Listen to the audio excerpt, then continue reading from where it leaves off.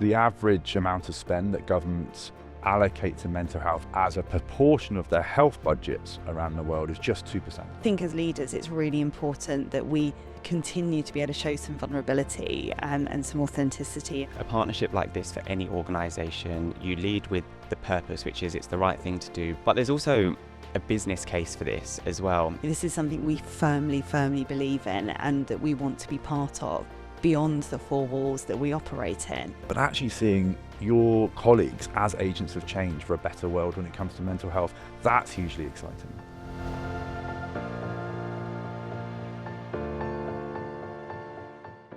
James, Sarah, thank you so much for pulling up a seat today. We're talking today about a really important social impact partnership that the firm has with United for Global Mental Health. James, why don't we turn to you first? I would love for you to introduce yourself and just share the tiniest bit about what United is and the fantastic impact you have around the world. Well, thank you so much for having me. I'm James, I'm the Deputy CEO of United for Global Mental Health, and we are the global social impact partner for A&O Shearman. And what an honour that is. We're an advocacy organisation. What does that mean? Well, we're trying to persuade those with power, those decision makers around the world, to invest more politically and financially into mental health. And that means persuading them to change legislation or policy or to invest public funding in the right areas. Sarah, turning to you, thank you so much for joining the conversation today. You are a partner within the firm, but to many, you're so much more than that. Could you please introduce yourself and perhaps share why you're involved in United and what it means to you as a partner of our business? Yeah, sure. So I'm the global head of the employment litigation team based in the London office, albeit my role has increasingly become more and more international. But as you say, I've been very much involved in and supportive of the mental health initiatives we've had across the firm for a number of years now. It's hard to kind of think about when this became such an important topic for me as an individual, but also in terms of how I run my practice. Because I think as we've evolved as a firm and we've done more on this and we've looked at this more, my interest has almost increased as well. But I guess I do come of it twofold. One, as a people manager, that of course, it's really important to me that the people who I'm responsible for, who I work with, have a good experience working here, working with me, learning, being challenged, but in a supportive environment for their well-being. But of course, as an employment lawyer, I spend a lot of time talking to clients about these kind of issues as well. So there's the professional as well as the personal interest. I think it would be remiss of me not to ask early on, you're an incredibly busy woman in the firm. You're a mother outside of work. There's so much more that you do. Why do you prioritise spending additional time, energy and resource on this as well? It's so important. I mean, we talk about mental well-being, but of course, we've all prioritised our physical well-being for a long time. So mental well-being is actually no different to that. And I know that I personally perform so much better, both at home and at work, when I'm feeling better. But I think that's also about being honest about how I'm feeling, whether, that's at home, whether it's here, telling people when you feel under pressure, telling people when things aren't perhaps going as well as you want, but also the flip side of that as well. So I don't actually see it as an additional thing that I do in the day. It's just very much part of my day and who I am and how I present at work and at home too. No, I couldn't agree more. James, turning to you, I think if I look personally at myself, my friends, people I see in society, mental health has become what I would refer to as the silent pandemic of modern day. Something that people know is there, but it's hard to talk about and to put your finger on. What does mental health and well-being mean to you personally, and as Deputy CEO of an organisation who advocates for better mental health? How did you start that journey within your charitable organisation? It's this universal thing that connects us all. Often I go and speak to large rooms of people about the work we do and ask at the beginning, raise your hand if you or somebody that you love or you know has been affected by mental ill health, and it's very rare that not every hand is raised in the room. In terms of our organisation, we started in 2018. What we recognised was that there was a gap at the global level to be pushing leaders from around the world and global institutions to be doing more when it comes to mental health. The average amount of spend that governments allocate to mental health as a proportion of their health budgets around the world is just 2%. That's crazy to even hear that. Yeah, and that means that many health systems, and that's an average. And that means that many health systems around the world just don't have the capacity to be able to support everybody that needs support. And so many people fall through the gaps. So true. Now, Sarah, turning to you, the firm has launched a 2-year partnership with United. And I think it's fair to say internally that's brought with it a buzz and excitement about what can be achieved over the 2-year period. There's also a dynamic outside the four walls of our offices in society that corporates do an awful lot of box ticking and they want to do the right thing but don't quite know how. I think this partnership bucks that trend entirely. Could you describe why we've entered a 2-year partnership and what that actually means as an organisation and I guess for the everyday person in our offices who want to support? Yeah, I mean, I couldn't agree with you more.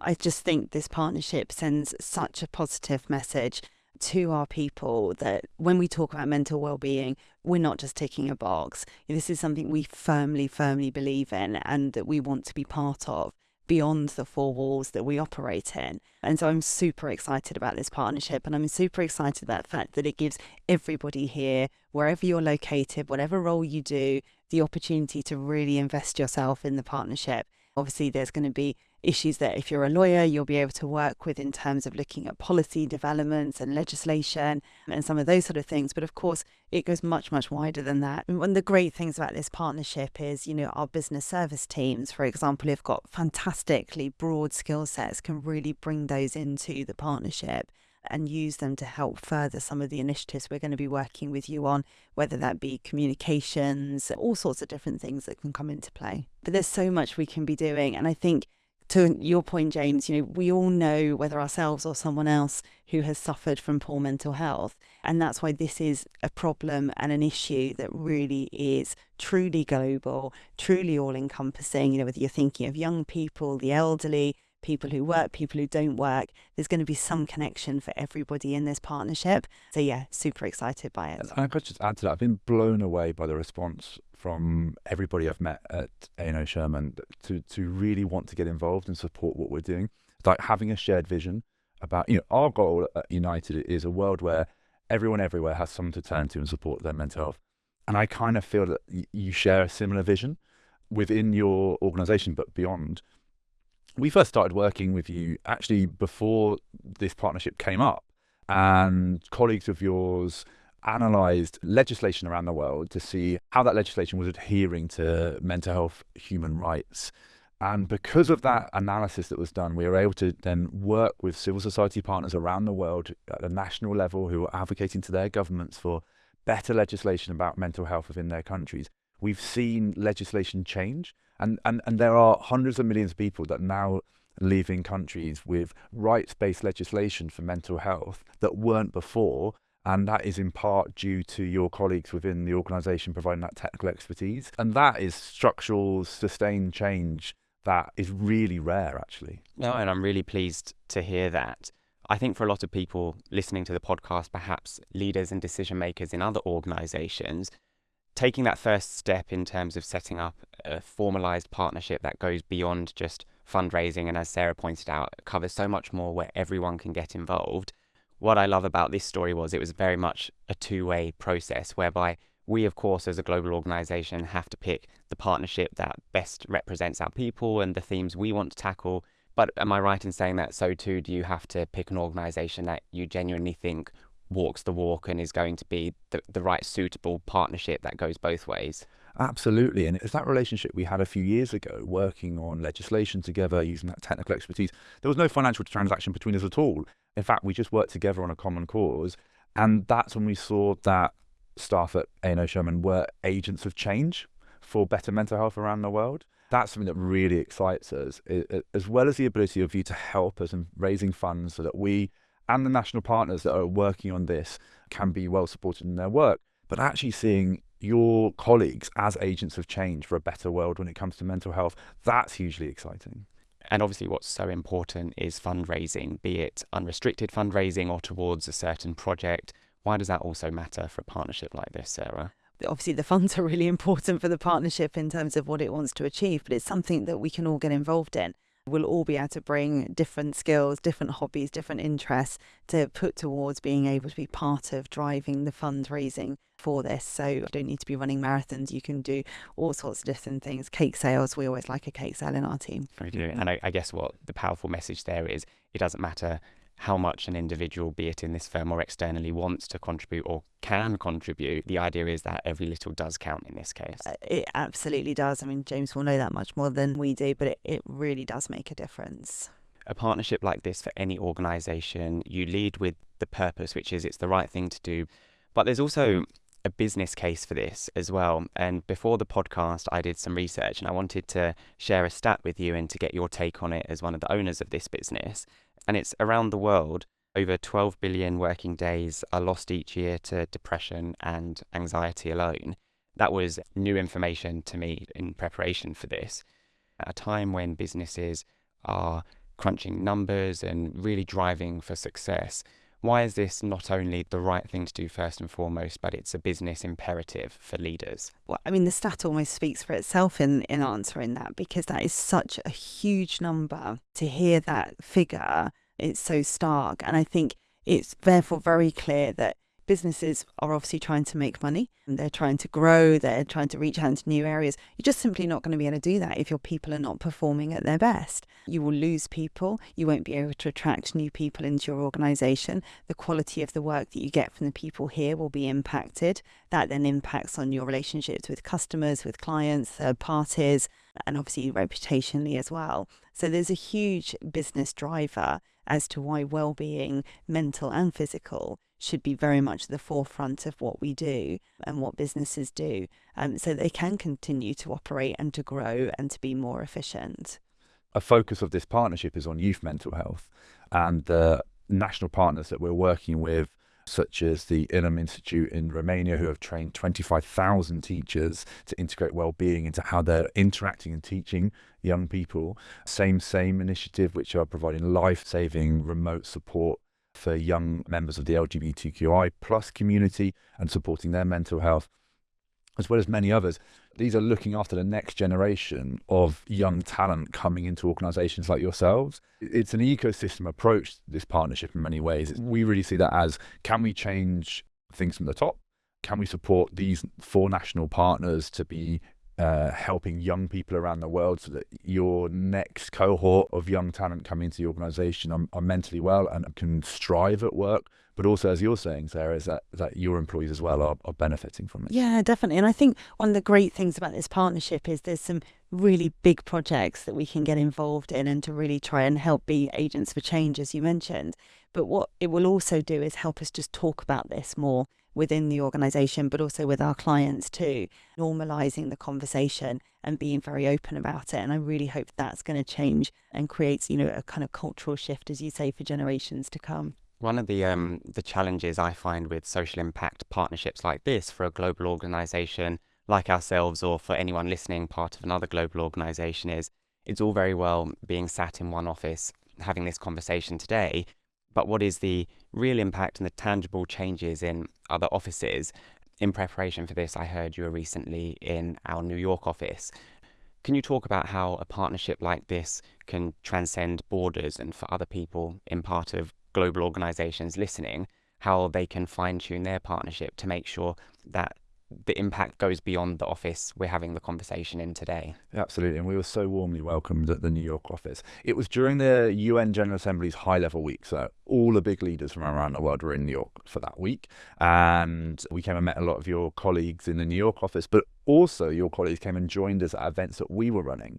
So we held a high-level event which had ministers of health, heads of state from around the world, leaders of UN agencies, and your staff came along and they supported, and they were able to be in that room and to create a sense of, this is something we must act on, so that those heads of state, senior politicians, leaders of UN agencies, leaders of industry could feel that A&O Shearman staff were there and supportive of this issue. So don't underestimate how important it is to have that support, even if it's just being in the room, being there, making your presence felt. What's so impressive is that we can reach into your very wide network and draw on expertise from around the world. And actually, mental health isn't bound by political borders. your staff don't seem to be bound by which office they're in either. They're very much coming together to support us on this, and it's a huge resource for us. I couldn't agree more. And if we step back and look at it on the individual personal level rather than at the broad global company level, I really liked an example you shared offline with us about you as an individual man and the impact, how you try to frame the conversation of supporting others, regardless if they're very similar to you or so far away from how you identify.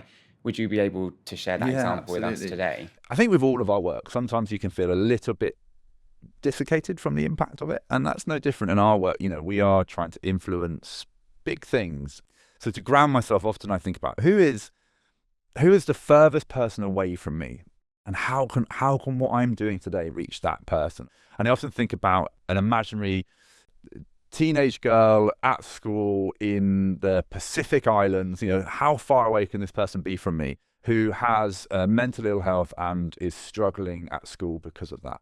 Those are all things that I'm not.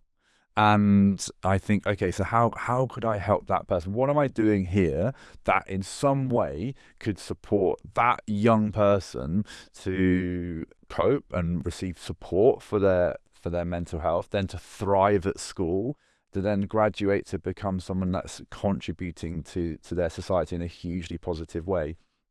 So often I think it's important to ground ourselves in the individual. Those stats, like 12 billion days are lost at work to mental health, they almost feel daunting and overwhelming. And it's really important to think of the individual behind those. I think that's such a good example to share, because often it does become daunting and you look so close to home in how you can support others, but actually framing it in that way, I haven't heard that before. So thank you for sharing that example. Sarah, if we turn to you, within the business, you are a social impact champion. You sit on the firm's Global Wellbeing Advisory Board, and you talk to clients about this often, as you said, in your practice. What's some of the ways, if we take that example, that leaders within organisations can step up for their people, no matter where they are within the organisation? And what's some of the work we're doing internally with either of those hats on that you wear to support people in a nuanced way? Yeah.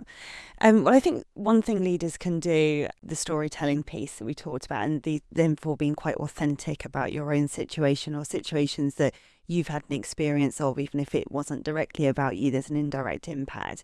Because I think when I think about that fictional young woman that you're talking about, and I think, gosh, if you're sitting there and all you're seeing is these very senior people talking about mental health, you think, oh, it's all right for you, you're senior, you've achieved a lot, I bet you don't suffer from these things. Whereas actually hearing that this is something that everybody to some sort of degree will struggle with at various times actually makes people think, oh, well, it's okay. It's okay to suffer from it. It's okay to experience it. It's okay to talk about it.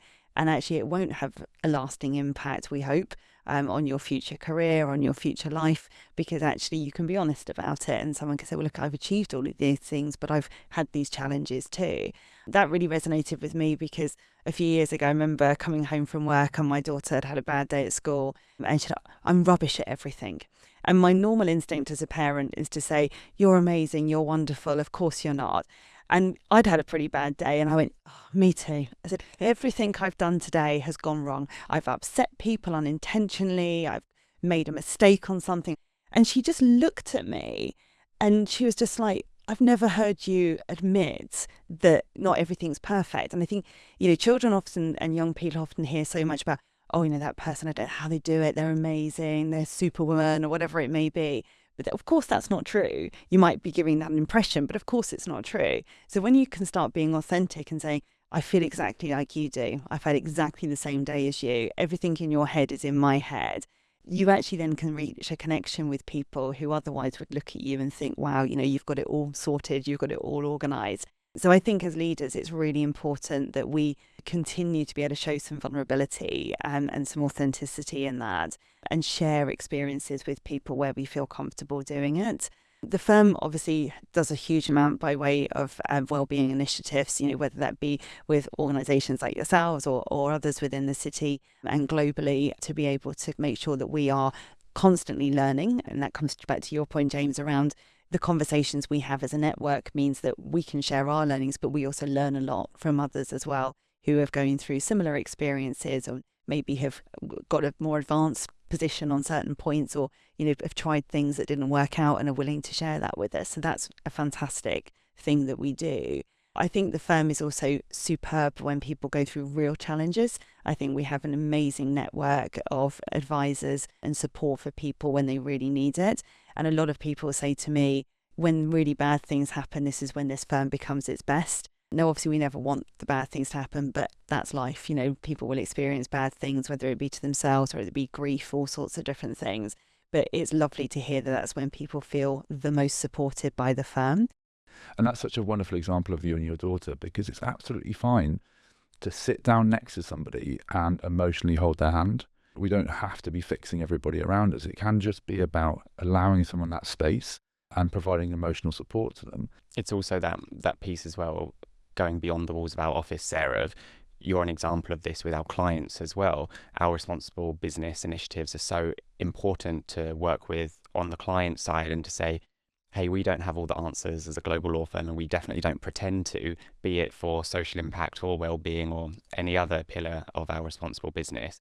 But why not? Let's work together and have an open dialogue to learn from one another too. Yeah, absolutely. And it's also really important that we are treating our clients, people, in a good way, and they're treating us in a good way, because they want the best from us as their lawyers. We want to deliver the best. And if we're not working together to achieve that, or there's some kind of issue that's creating a bad culture or a bad environment for people, then we're just not going to achieve our best, and they won't receive our best. So there really is a kind of mutual benefit to us having these conversations and being really open about them.